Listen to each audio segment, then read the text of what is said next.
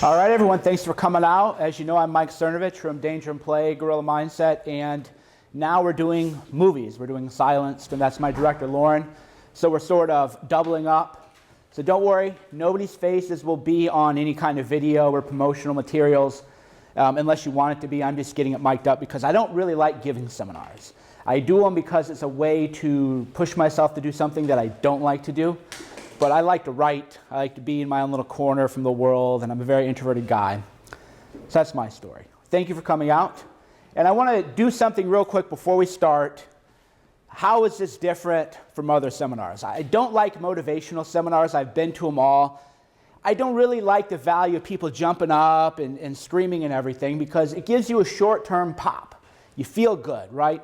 I don't know how many of you ever grew up in churches, but I grew up in very sort of Pentecostal, churches where people are speaking in tongues and shaking. And on Sunday, everybody feels great, and then on Monday, they're pieces of shit, and you're like, well, where's the disconnect between you feel good one day, the next day, you're not living life right? And that's the difference, I guess, between motivation versus what I call sort of reprogramming your brain. Being motivated, being hyped, being pumped feels good. We've all watched those YouTube videos, the hip-hop preacher, right? They set the stuff to music, C.T. Fletcher stuff. It feels good, right? But it doesn't leave you with anything. And that's what we have here. We have, with the Guerrilla Mindset, we have an entire sort of mental model that links in every concept together, even though each concept is a little discrete. And that's what I tried to communicate in the book, but it's a lot easier to do in a seminar. So I'll give you an example. In the Guerrilla Mindset, we have different chapters. Self-talk, framing, movement, mood, focus, lifestyle, posture. And you think each one is separate, but each one are actually connected together. So example, we say self-talk, right? If you talk to yourself and say, God, you're a real piece of shit, you messed up this time, you're always screwing up your life, well, then your mood's going to feel worse, right? See how they're connected? And if you're in a bad mood, then your lifestyle is going to be worse. You're going to be rude to people. You're going to scream at people. So we want to think of all of this as a model, and we'll go through each part and each section together. We want to think of this as a model and how each concept ties together, and that's how you want to think about your own life. So big picture is you got an identity, right? Who are you? Who am I as a person? Those existential questions. And the great thing about life, about being a person, is you can define your own identity. See, we all live in a society and nobody ever tells you that. You're supposed to be this person and must think this thing. And especially with the identity politics that we see around us today, right? If you're a black Republican or a white this, you have to think a certain way, right? You can't think differently because there's an identity that society has defined for you, and all we do here is you redefine your own identity. You define your identity based on what? Well, based on however you want to live your life. The next thing you want to talk about is how it's a choice. We don't think of it that way. You think, okay, I'm born, I live, I die, but you get to choose to be what you want to be. It is a choice you can make in the moment. I don't like talking to people for the most part. Well, that's natural. Naturally, I'm introverted. And that was one of my big revelations for myself 3, 4, 5 years ago, is that, okay, naturally, I'm kind of a lower energy guy, like Jeb Bush. I don't like to talk to people. I relate more with Jeb Bush than Trump, actually, in terms of natural predispositions. I'm kind of like to mellow out, hang out, write. And then I decided, well, yeah, but why? Why is that? Well, it's because I chose to have whatever I'm naturally. I chose that to be my identity. Well, why can't I do something else? And then what you find out is, okay, well, if you're naturally an introverted guy, go talk to 5 people. You'll be tired. You wake up, go talk to 6 people. You're going to be tired the next day, and then suddenly you've recreated an entirely different identity, and then you can be whoever you want to be, as cliche as it might sound. So with that background, we want to think, what is mindset? And we kind of talk about the book, so, what is mindset? Just a way of projecting what you want things to be, I guess. What do you think? What is mindset? Mindset is how you view life, how you approach life. Does that make sense? What's mindset? It's how you perceive, I guess, everything going on around you. Yeah, it's your attitudes, your beliefs, your values. It's your filter on the world. That's ultimately what it is. Your operating software that somebody else put in your brain is what I always tell you. Your mindset is, okay, I'm naturally smart. I'm naturally this. I'm naturally good looking. I'm naturally slow. I'm naturally whatever. That's what you would call the sort of the fixed mindset. Okay, here's who I am, and therefore this is how I'm going to live my life. And the big revelation in the book Mindset, which is actually not a very good book because it was, you can put it down in a page. People who believe that you can choose your own identity and change it do better in life than people who think that they're just fixed, that whatever they have and whatever they started with is where they're going to end up. And you see that negative thinking kind of everywhere. So I talk to people, they say, oh, had a bad childhood. Well, yeah, a lot of people did. That's unfortunate. I don't mean to dismiss that with anybody, but welcome. But you're now saying, because I've had a bad childhood, this is my identity is fixed, and now my past is going to dictate how I live the rest of my life. Well, why? Right? Well, because nobody teaches you how to do this stuff. Nobody teaches you mindset. You'll hear people say things like, well, mindset is everything. Well, what does that even mean? What is mindset? How do you change your mindset? So that's the first thing, is it is a choice. You can choose your identity. A lot of this, people start off kind of in pickup, which is the idea that there are different ways to meet girls. There are different ways to sell products. And that's what's kind of, I don't know, it's kind of weird. So a question I like to ask is, how many people felt kind of weird before they came here? A little anxious, a little awkward? Most people did, yeah. And then you think, well, why is that, okay? Well, if this were a presentation, how to make more sales as a real estate agent, people walk in, yeah, I want to make more sales. Real estate agent, I'm going to do it. If it was a marketing course or a design course or a web design course, come on in and learn how to build a website. Everybody would walk in, people feel fine. But then the minute you want to talk about, well, I want to change my mindset so I can have a more powerful mind to live a better life, suddenly feel weird, right?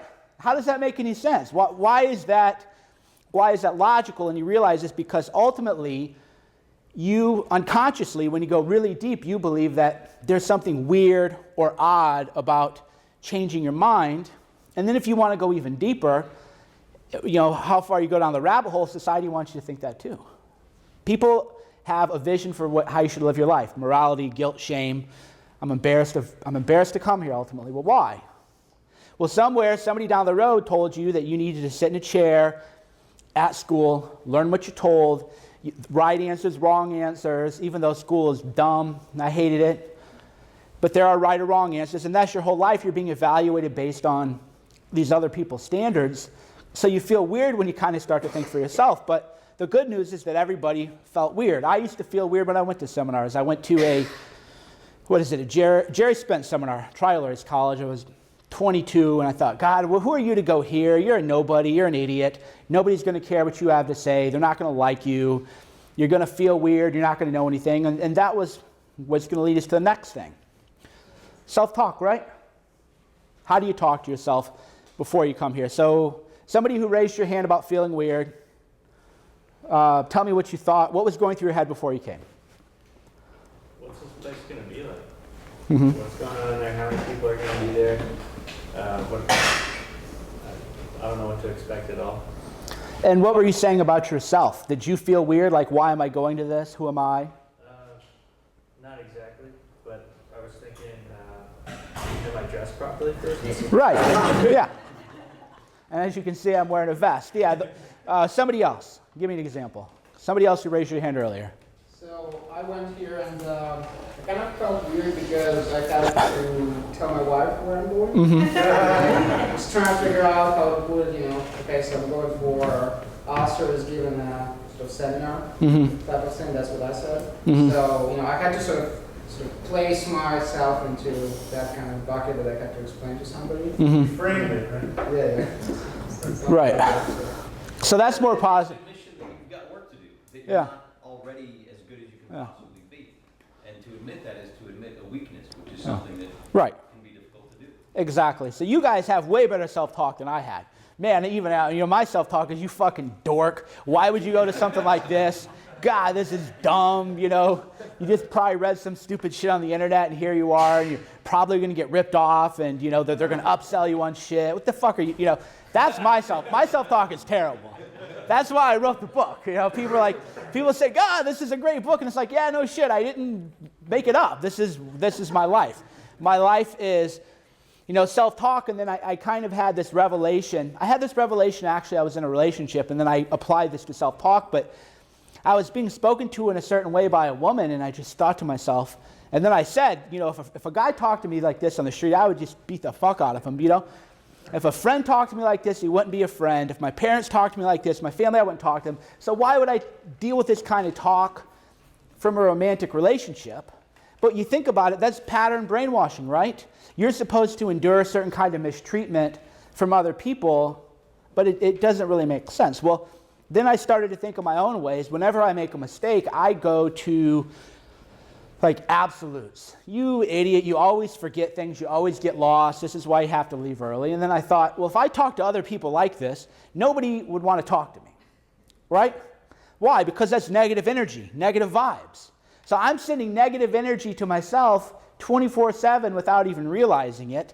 So then that's why you say with your self-talk, which is a conversation you have, just imagine you're talking to a friend that you want to help, but that you want to remain your friend.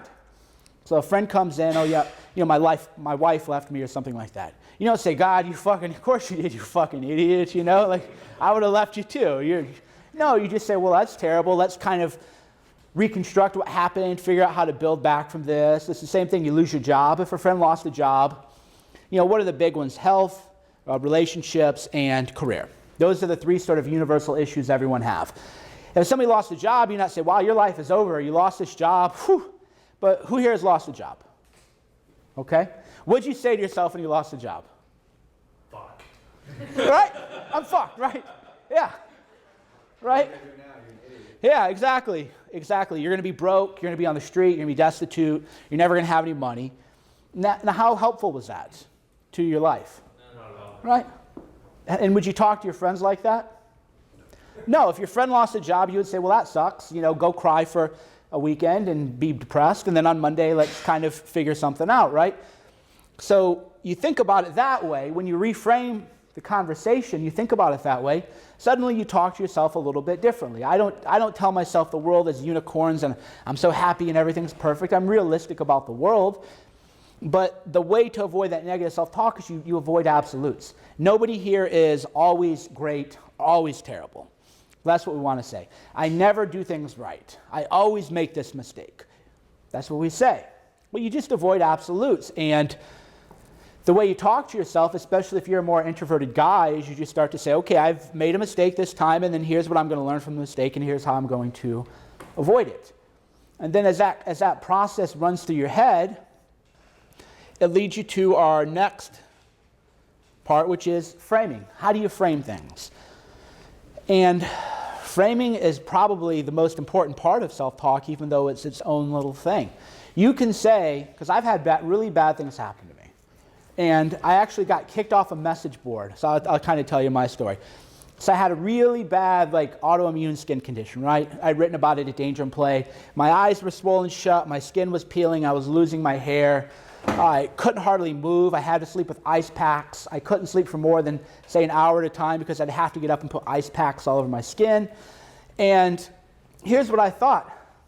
Man, dude, once you get through this, you're going to be a bad motherfucker, you know? Because you're going through all this pain and all this agony and all this misery, and you're learning what it's like to going from a relatively good-looking guy to looking like a leper. Man, dude, this is going to be great when you get out of it. You can take all this energy and this resources that you've learned through this to another situation. Well, what is that? It's framing, right? I could say, gee, you know, this sucks. You've been in bed. I think I was in bed for, 6 weeks or something like that. I could hardly get out of bed, so I go from I'm in good shape, going to the gym hard on a Friday. On Monday, my bones ache, and I can't get out of bed. Literally, I have to crawl out of bed just to go to the bathroom. So I could have said, well, boy, this is terrible. This is the worst thing that's ever happened to you. You were this great in-shape guy. You're living the life, living the dream in Southern California, and now you're bedridden. Okay. What would that have done, though? Because the thing that you learn about everything I teach here is both of those are true. That was the worst thing that ever happened to me, by far. That's true. Well, what is also true? That I can use these negative experiences, reframe them as sort of like a boot camp that's going to make me stronger mentally, so that when I get on the other end, stuff that I didn't want to do, I'll be able to do. Because if you're able to endure, great physical and emotional pain, then when life is normal, you find out you got all this extra energy. Why? Because you got tougher if you allow yourself to do that, which most people don't. Most of the time we think I got a big problem and it's the worst problem I've ever had and my life is terrible. Well, what does that do? It might be true. What does it do? But when you reframe it as, I have a big problem, this is the worst problem I've ever had. Well, great, because once I figure this thing out, I'm going to have all these resources to go to in the end. And that's where, again, it's about defining your identity right here. I define my identity as a resourceful person. I can just kind of figure things out. How do you give a seminar? I don't know. I'm going to figure it out. How do you do a documentary film? I don't know. I'm just going to figure it out. How do you start a website? I don't know. How are you going to figure it out? If you ever ask me, how do you do it? I don't have goals. I don't have plans. I just say, I'm going to figure it out, and I'll go along as I go, because that's how I define my identity, resources. So if in your own mind you think of yourself as developing psychological resources, which is more powerful than physical resources, well, what happens? What happens is then when you have good parts of life, because life is up and down, then it's great, right? Because you've gone through all the bad stuff, you reframe it, you go through something better. Now you think, wow, I have all these resources from these negative experiences. So you can say, yeah, I had a terrible childhood. A lot of people talk about their childhood a lot. And, there's no way to put it. Bad things happen to people. I'm not a lollipop guy, right? Horrible things happen to people, and people are traumatized in awful ways. And it's, I know a family, their child died of cancer. You don't tell people like that, well, your kid died of cancer, you should be happy. It's all about choosing happiness. No, it's just the idea that it happened. You're not going to change it. You're not going to unravel it. You can let that define you, or you can use that as a resource because you got through that, and then you tell yourself with the self-talk, all right, I got through that. Well, here, now I am something good. Why would you be afraid, for example, why would you be afraid to go meet people or open a business if you've already gone through really horrible things, which is what I think is interesting. If you've gone through actual trauma and pushed through it, then why are you afraid of bullshit like, well, your business might fail or a project might fail? That you realize that's an illusion, right? Because that isn't even a big deal. I sort of thought about that when I did the Kickstarter for the movie Silenced, and I thought, if I don't raise much money, people are going to make fun of me. Because I still go through the same issues everybody has. I go, my haters are really going to, they're going to use this against me. And then I realized, dude, what is wrong with you? Who cares? You've been through all this other stuff, and you're worried about some random haters, right? But that's the idea is, the work is never over. And that's why this seminar and what I teach is different than church and motivational stuff. Is you realize that life is really about the daily grind. It's about the choices you make in the moment, every day, every hour, and then you make enough of those choices and you make enough of the right choices and you have a model to diagnose problems. Suddenly you rebuild your mind, right, and reprogram it, and then you realize when you're worried about nonsense. So you're afraid of things that aren't even real. And that's where we get into, moment. Mindfulness movement is really big right now. And the reason I don't really like the mindfulness movement is it's too much about, they say, suspend judgment, which can be valuable. It can be valuable to suspend judgment a little bit, but I want to be more alert, right? I want to have more intensity is the way I that's why it's called the gorilla mindset. I don't want to sit in a corner and meditate because I need to relax more. I want to be more intense and focused and have more of an attack mode when I live. That's kind of how I view things as, how can I be in the moment to become a better attacker, to do more in my life. And that's where you use kind of like the self-talk thing. What do you do with self-talk? Okay, the classic example is, and we've all said this, my thoughts are spiraling out of control. Who said that? Right? My thoughts are spiraling out of control. You go in these sort of negative thought patterns. Oh, this happened, now what? It's going to get even worse, it's going to get even worse. And then you end up all the way down here from some small thing. So what you want to do is when you check in now, here's what I do. right now, I have no idea what I'm going to talk about before I say it. I don't rehearse my talks. I don't have a script. Every seminar is a little different. I don't rehearse my podcasts. I don't write them out in advance. Here's all I do. Right when I got up here, I checked in. I use self-talk. I looked over there. Can I see him? I made eye contact with everybody. Okay, I'm getting a sense of depth perception, where people are sitting, how loud I need to talk. Here are the cameras. And because of that, I'm completely checked in, and then I become completely in the moment. So I don't know what I'm going to say next or what I'm going to do next, but I'm so checked in already to my body and the situation that I don't have anxiety. I have zero public speaking anxiety, which I used to have like everyone else had, right?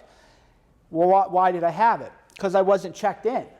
If you have anxiety, what is anxiety? Ultimately, it is fear of a future event of unknown origin, right?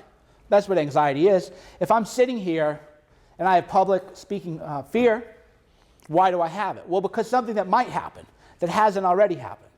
Because most anxiety and most fear is not real fear. We had a meetup last night and we kind of talked about that.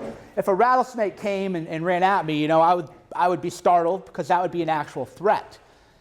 But most of our fear is, well, what if I go take this risk and that happens? Well, whatever that happens is usually people are going to judge me, they're going to laugh at me, they're going to make fun of me, I'm going to feel like a failure, I'm not going to live up to my expectations. That's where the anxiety is. Well, it hasn't happened though. So why are you focusing on anxiety? It hasn't happened. So that again is why we talk about how framing and checking in also become a matter of focus. I could be focused on, well, what if you don't do a good job? People go on the internet and they say you're an idiot, right?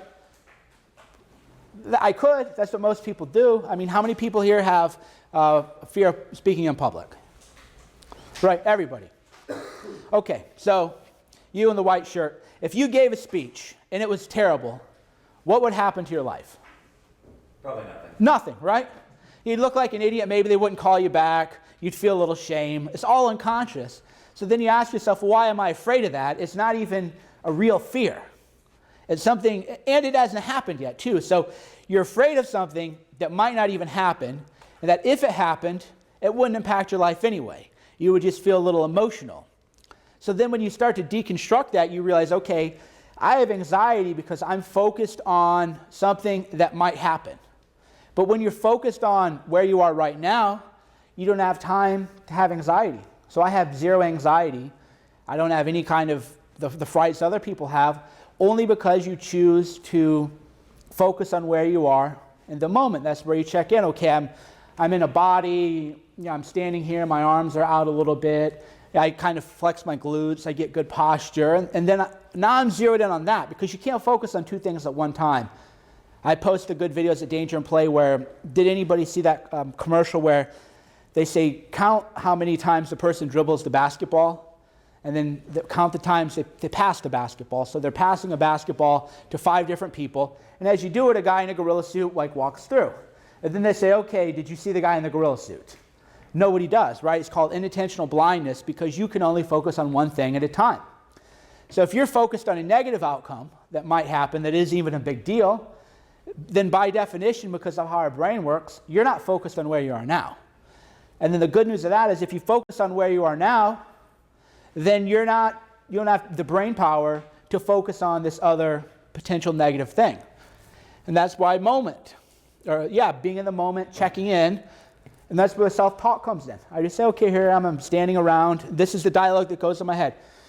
All right, you're standing around, you got to breathe. Okay, make sure you flex your calves a little bit. Everything's good, blood flow is good. Okay, take a couple deep breaths.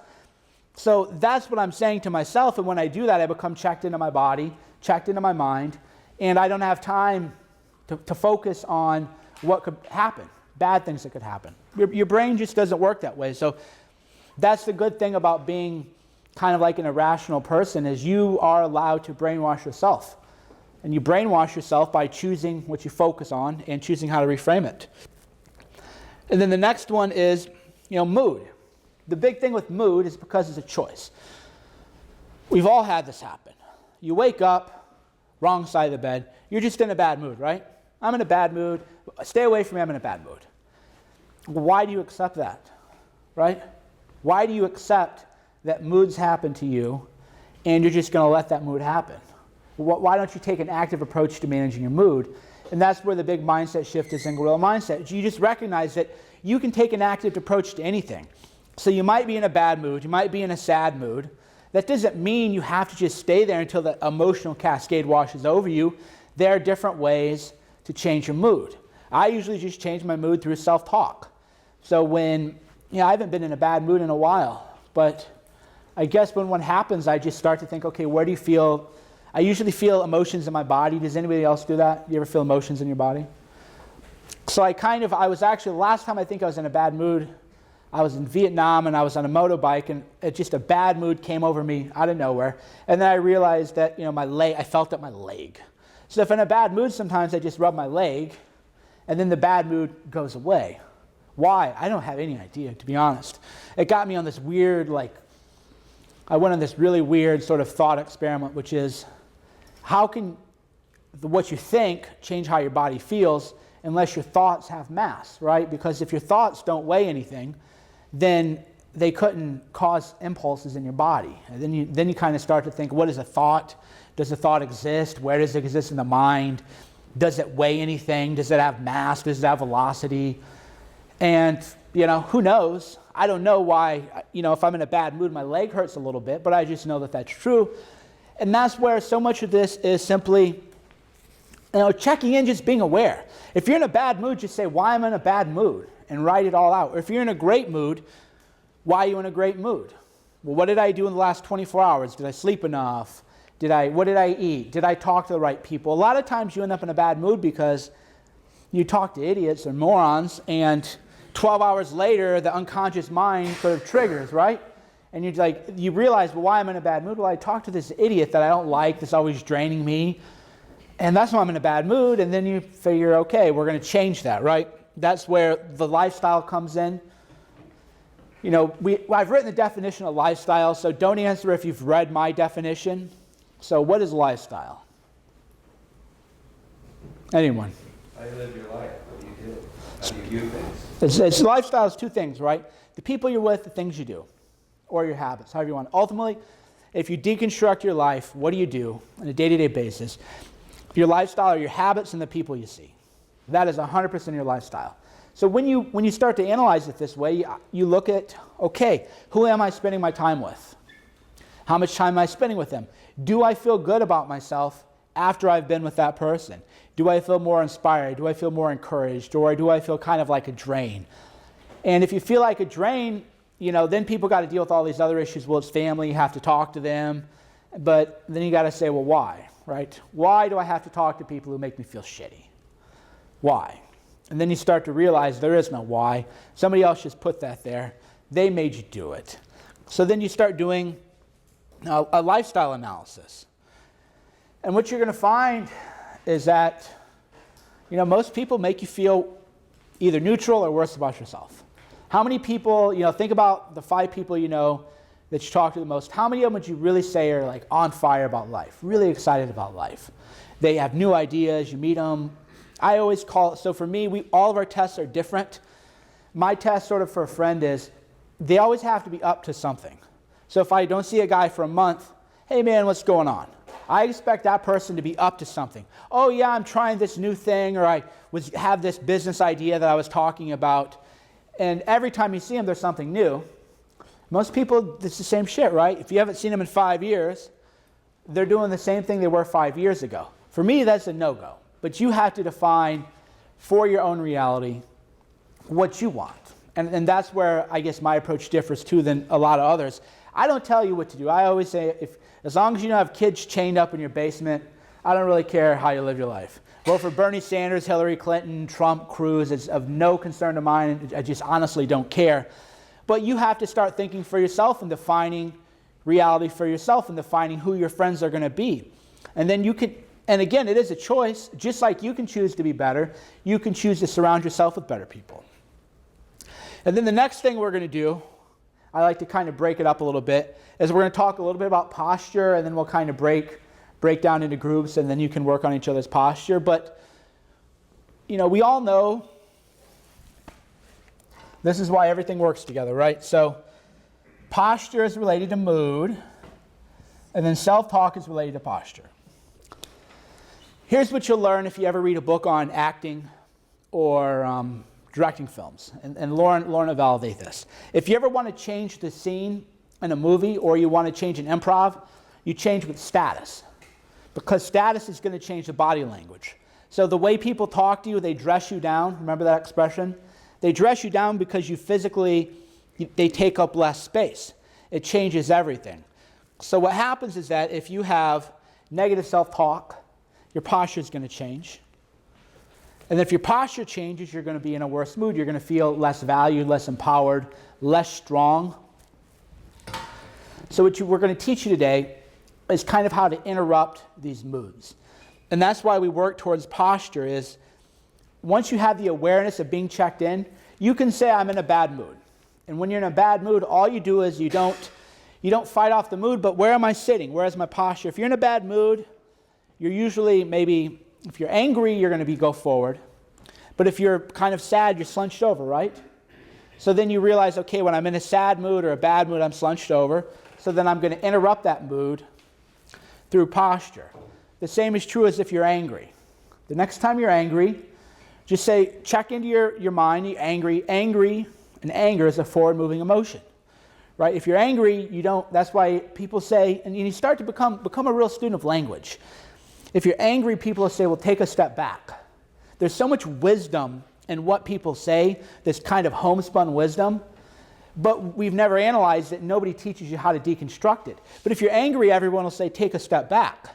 Well, why? Well, because if you're angry, you're moving forward, and that's going to lead to more anger because the momentum of that anger is going to push you forward. So if all you do is actually physically, you take a step back, you become less angry.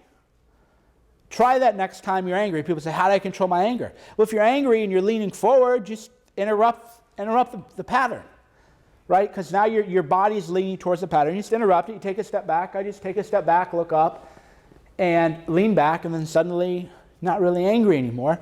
And then you can ask Sean, I don't get angry, right? I have this image on the internet as this real angry guy and everything else, and it's focused intensity, but I don't ever feel angry anymore, because if I feel it start to come in, I don't give into it. I lean back, sit back, and then the feeling dissipates. So right now, who's read Gorilla Mindset, the posture sections? All right, so what I want you to do is pair up in groups of people who have read it and done it and people who haven't, and kind of help each other out, and then I'll walk around and we'll talk more about posture. All right, great. So we're going to talk a little bit more about posture now. What I did kind of there was a little bit of a ruse just to get people circulating again, talking to each other. I heard some guy say he lived near Six Flags. Is that right? Yeah. Yeah. So that was kind of a trick that I like to play on people, is I just like to get people sort of talking, give people an excuse to talk to each other. And then I played another trick on you. So Nestor already knows this trick, so I can't pick him. So you two talk to each other, right? All right, come on up here.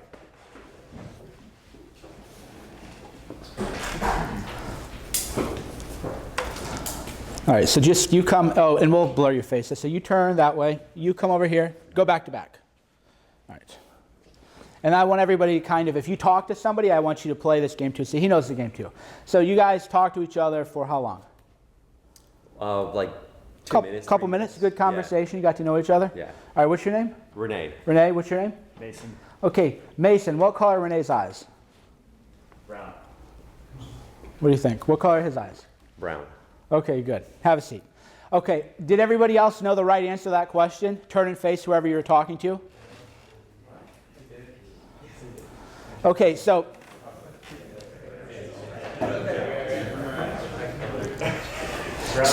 I call that kind of, it's kind of a prank, because I do try to use the inattentional blindness we talked about earlier, the focus thing, which is, I don't want you to know that was what we're trying to do, but when you want to talk about checking in the moment, there are 1,000 little ways that you can do that and be more aware.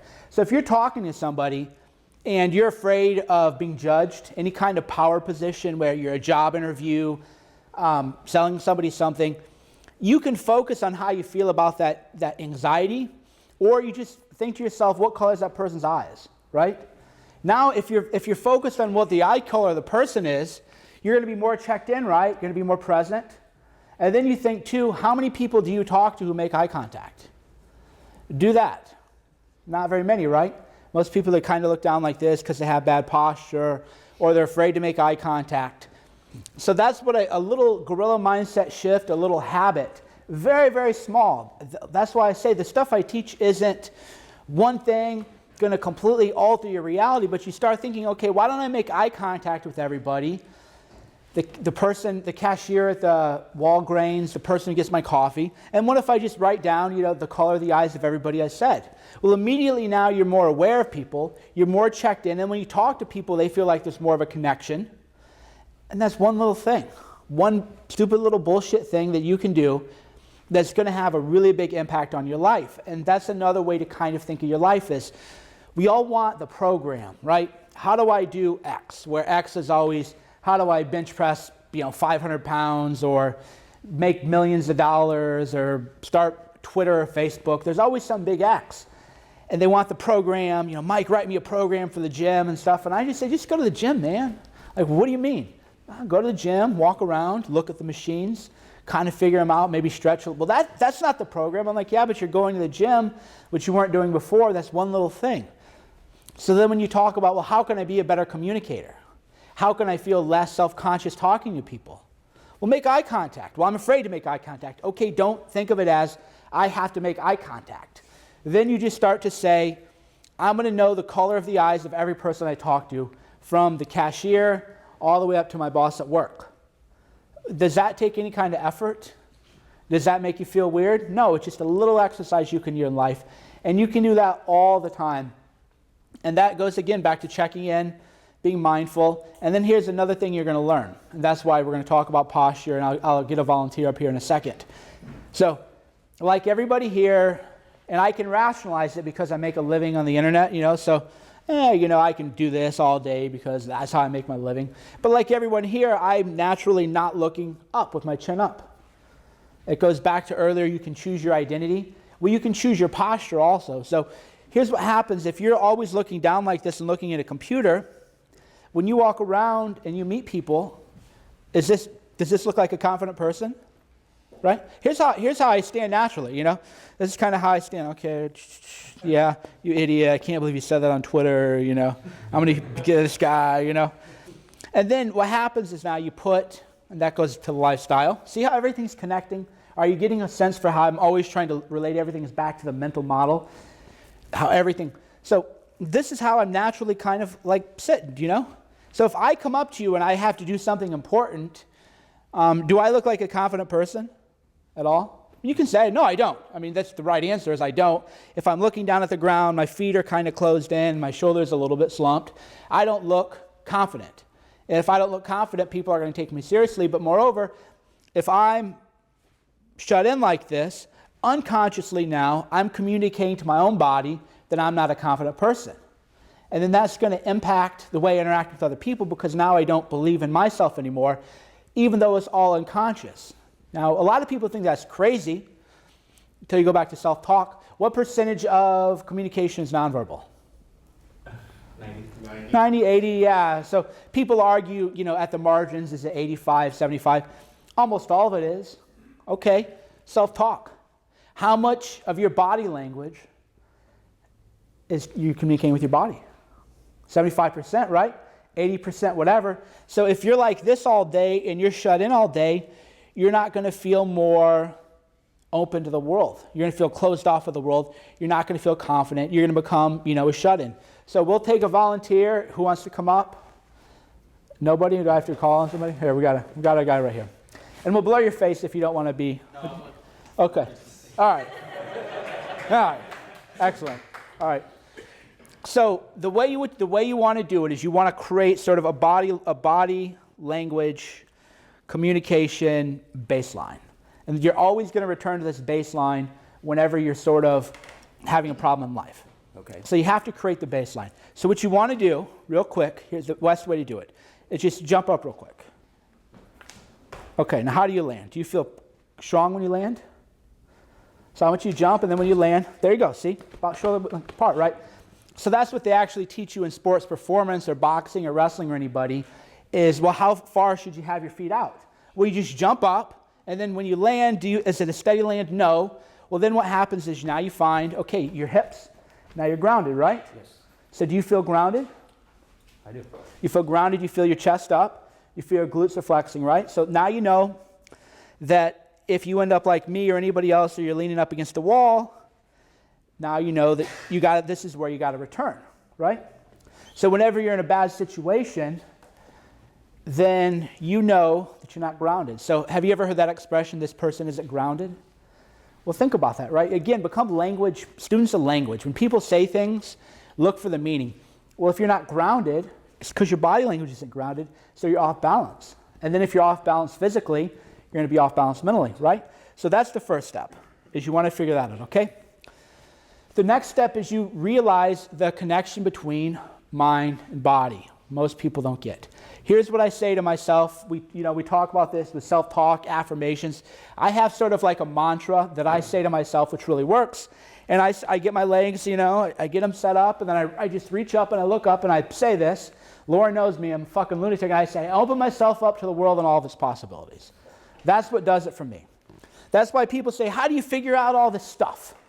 Right? I'm not a genius. I'd like to say I were, but who cares if you are? That goes back to mindset. Well, if you're a genius, that is a fixed definition other people have created. Well, I don't think of myself as a genius or a brilliant guy or a smart guy. I just say I'm open to anything. I wake up open to possibilities, good or bad, whatever might happen. And then two things happen. If you're open to possibilities, you're open to being vulnerable too, right?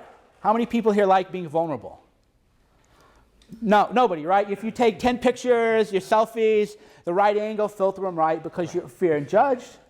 Well, because now you're closed off to the world, but vulnerability is actually how you connect with people because then you feel more human. I mean, do I present a vulnerable image online a little bit? Do you feel like you kind of know me? I'm sort of, here's my troubles, here's what I went through. Well, that's how you create connection.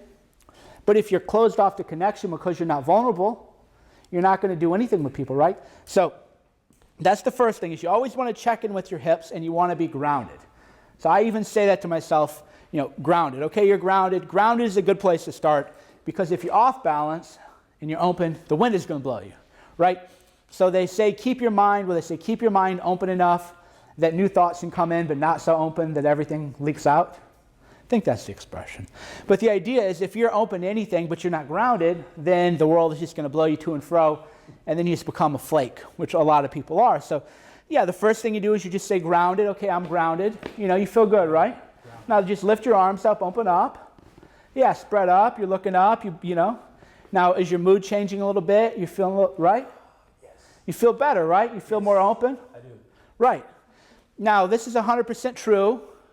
What is going on? Well, he's changing his communication, but using his body, he's changing his communication to his mind.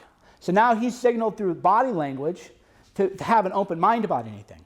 So all throughout the day, sometimes I got to be careful. What happens if you take it too seriously? You'll be walking down the street, and I'll be like, yeah, and then you're hitting people, She's seen that a few times. Like, Michael, you got to be careful. All right, yeah, you're right. But no, when I walk, so then another trick is, if you're in a crowded space and you can't go fully on like this, then you just, lift your chest up a little bit. So now keep your arms down. And now just lift your chest up a little bit while your hips are grounded. See? Feel the difference. And then you feel how your breathing is better now, right? And now you're looking up, and then suddenly, insights are going to happen. So that is wonderfully made. Exactly, right? Yes. See, he's smiling. Have you literally seen his expressions change now? He feels happier. He feels better about himself. Now, he could have said, I'm afraid to go up there. People might look at me. They might think, right? But that didn't happen at all, did it? No, it did not. Because you're completely focused on what? You, man. moment. Your body language, Myself. the moment, how you feel, changing things, right?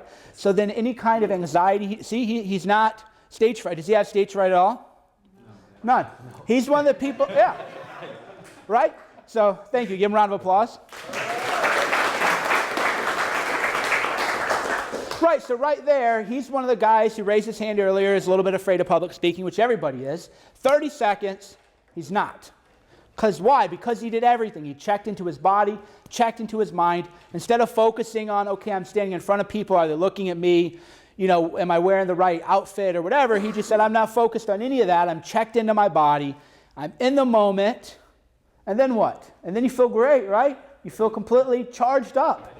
You feel alive, right? So little things. So right now, everybody just kind of do that, practice that little posture, because it is fundamental to your life. And then we'll return to vision.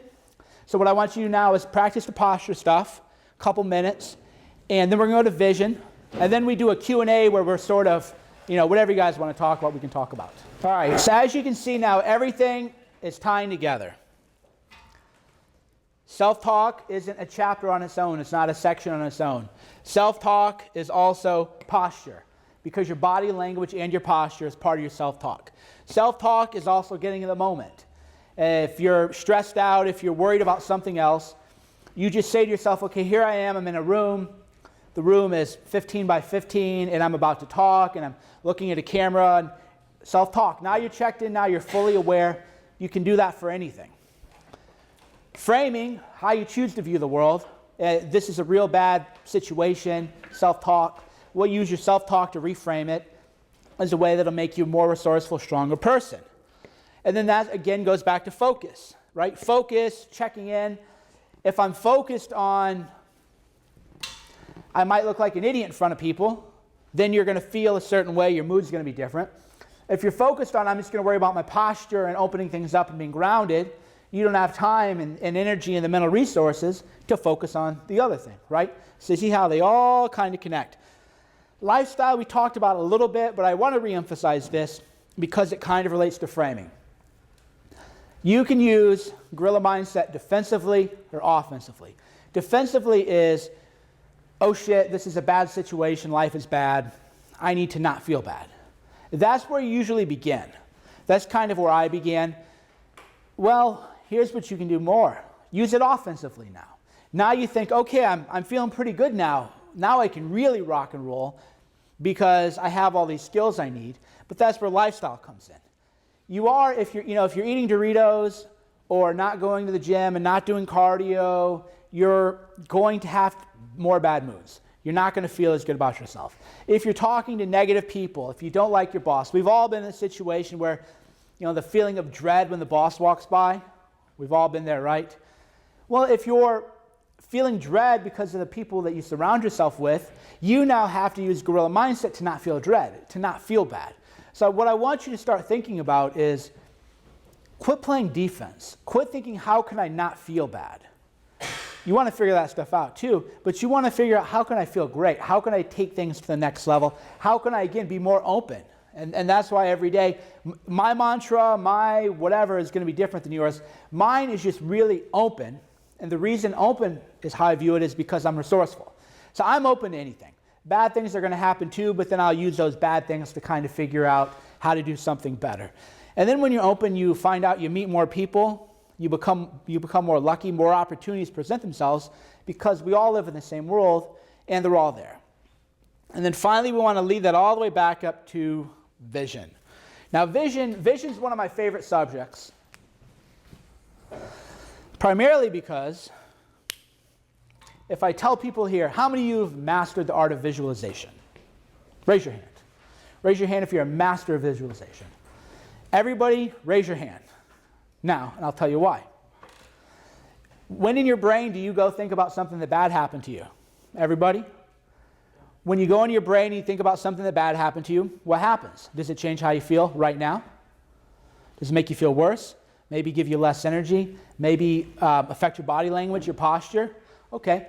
Whatever in your brain you're returning to isn't reality. It's just a memory. And a lot of our memories are actually false. Some things that you think happened to you didn't really happen. But even if it did, you can treat a memory one of two ways. Framing. You can say, I had this terrible thing happen to me, and I'm going to feel shitty because I'm going to meditate on this negative thing. Or you can just say, that was a dumb movie that I watched, and you can treat your memories as kind of like movies, which is how I treat mine. And now I don't even really have very many memories anymore because anything I don't like, I'm so focused on now. It is a choice. You can treat a memory as real, which is what you do. Well, if you're treating a memory as real, you're visualizing, right? You're visualizing some kind of vision for your life. Well, why don't you visualize your dreams, your destinies, where you want to be? Because ultimately it is a choice. So the first thing you want to do is in your own mind now, instead of saying, I don't know how to visualize, that's something that they do at the Olympic Training Center and Olympic athletes do, and the NBA does it, and you visualize the basketball drills, or you visualize the baseball drills, or the ball coming at you. Well, no, you can do the same thing for your life, because you've already visualized your life. You visualize yourself in a situation. Maybe it's where you're doing something you're not proud of. Maybe it's where somebody's yelling at you. Maybe it's where somebody's hurt you. Maybe it's where something bad happened. And now you're visualizing that. That's a choice. You can now choose to visualize your ideal life. But to visualize your ideal life, that's why there's a chapter, The Perfect Day. You have to visualize a day. There is no life. Everything is so dynamic in life. You have no idea where you're going to be. I had no idea I was going to be making films or giving seminars or writing a book about guerrilla mindset. So a few years ago, I just thought, well, you know, what do I want my day to look like? And my day was just, I want to wake up happy. I want to wake up wanting to go to work. Whatever it is, I didn't know what my work would be, but I wanted to wake up enthused. I wanted to wake up next to somebody that I wanted to wake up next to. And anybody who's woken up next to somebody that you wish you weren't with, you know, those bad relationships, you'll understand that more. So, okay, I want to, and I didn't want to wake up next to 5 people, but maybe that's what you want to do, you know. I kind of have a podcast on this. I'm like, if your thing is to go to Thailand and, you know, wake up next to 5 ladyboys, God bless you. You know, it's not my job to tell you how to visualize or what to visualize. But the idea is, okay, I wanted to wake up next to somebody that I liked, and I wanted to wake up and work on stuff that I wanted to work on. I wanted to like my customers. You know, people say, Mike, why don't you do this? I get this all the time. And these are smart people, smart marketers, like, you know, you could make so much more money off your website. And I go, yeah, and then I'd fucking hate the people who read it. You know, I like everybody. I've never had a meetup or a seminar where I didn't like the people. I've never had bad vibes. That's one reason I don't like to talk much about fitness or pickup anymore. It just, the people that attracts is a little bit, you know, they want to one-up each other all the time. You know, who's the more alpha, who's the more beta guy, you know. I don't want any of that shit. So I want to like the people. I want to like my customers, right? I want to have the power to fire my customers. I want to have the power to say what I want to say. And this is just all a little bit vague, but that's what I meditated on every day. This is what I want my day to be like. Well, 3 years later, after, you know, I figured out how to build a website, how to do this, how to do that, I wake up very enthusiastic about life, always ready to get right to work, always to be at it all day, work really hard. People say, Mike, you must never sleep. And the answer is I sleep 9 hours a night. But when I'm awake, I'm so fully engaged in what I'm doing that it seems like I do the work of 2 or 3 people. And that's because I love what I do. I love the people. I don't think, oh God, I got these clients and these customers I have to talk to. Now, obviously, when you start off, it won't be that way, right? That's just reality. I don't preach artificial reality. Virtual reality will come soon, and then I'll be out of a job, but until then, I have one. But you want to just start visualizing, okay, here's what I want to do, here's why I want to wake up. I always knew that I wanted to wake up and kind of hear the ocean, be near the water. I wanted this when I was living in Illinois. Okay, 10 years later, that's where I am. Doesn't mean it happens tomorrow, but you meditate and you visualize on it. And then what happens? Well, when you visualize the bad things, your bad memories, you feel worse. When you visualize the good things and your ideal life, another thing happens. You feel better, you feel stronger. So I have been screaming at my computer for like 4 hours because you couldn't get a header to load and the internet, the front thing broke. But you don't feel angry in the way that you did when you feel helpless. The worst is when you feel like you're doing something that doesn't have meaning, it's not bringing you closer to anything else. So when I deal with all the web stuff and all the frustrations that anybody who runs a business has to deal with, it's just no big deal because I'm focused so much on my vision that I don't have time to be mad about the past. I don't have any kind of issues like I used to have. I grew up really poor. I felt insecure about that. I don't care about any of that stuff because I'm so meditating on my future vision. So that's where you bring everything together. You visualize what you want your life to be. You start off with your day. How do you want to wake up? And you got to write it out. And you have to go into as much detail as you can. If you want to live by the ocean, you should be able to go listen to an ocean sound so that you can meditate on what the ocean sounds like, what it smells like, what the person you're going to be or the people you're going to be look like. Maybe meditate on the house you want to live in. I don't really know. And then you're going to find their side effects, which is what I really love about Gorilla Mindset. People have done things completely different than what I talk about. Here's why. If you can visualize a vision for your life, you can sell a vision to other people, right? If you can sell a vision to other people, that's all sales is. Hey, you know, you like this house, this big house here. Can you see your family there? Imagine your little daughter waking up and your little son coming out. There's the yard, and they're throwing a tennis ball at the dog. Now you're a master salesperson selling things to other people because first you've sold yourself that vision. So that's where we're going to wrap it all up. You got to write it all out. Just start with one day. Focus on all your emotions, what you're going to hear, what you're going to see, what you're going to smell, what you're going to feel, what you're going to taste, everything in as much detail as you can. Meditate on that 5-10 minutes a day. Suddenly you're going to find it. And you're going to be much happier. And people are going to like you more. So thank you for the Gorilla Mindset seminar for attending. That wraps it up. And then you can clap if you want. I don't really care.